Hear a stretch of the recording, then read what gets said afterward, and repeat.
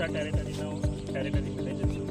આજે આપણે આવેલા છે સોડાપુરા ગામના એક પ્રગતિશીલ ખેડૂત જોડે, જેમને આપણે વામ એચડી જે માઇકોરાઇઝા છે એનો ઉપયોગ કરેલો છે મગફળીના પાકમાં, જેને એમનો જે વપરાશ કર્યો છે એના પછી એમને કઈ રીતનો ફાયદો થયો આ વસ્તુ વાપરવાથી એનું રિઝલ્ટ જાણવા માટે અહીંયા આવ્યા છે.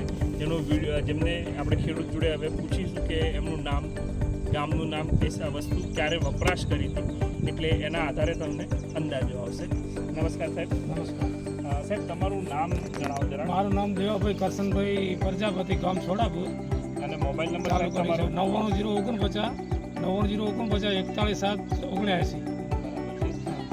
મગફળીની અંદર સાહેબ જે આપણું વામ એચડી માઇકોરાઇઝા હતું IPL બાયોલોજી, એ અંદાજે તમે કયા સમયે તમે વાપર્યું? અમે પાયામાં જ આપ્યું એને, પાયામાં જ ફુવારાથી ફુવારાથી ઉગાડતી. સરસ સરસ. આ વસ્તુ જ્યારે તમે વાપરી એના પછી તમને રેગ્યુલર જેમાં તમે વામ એચડી નથી વાપરતા અને જેમાં વાપર્યું છે એમાં શું ડિફરન્સ સાહેબ? એમાં એક તો ફીટ સુધી કલર ટકી રહે છે, બરાબર, અને એના સોયા જે બેસે એનાથી સારા છે. બરાબર. સોયાનું પ્રમાણ વધારે છે.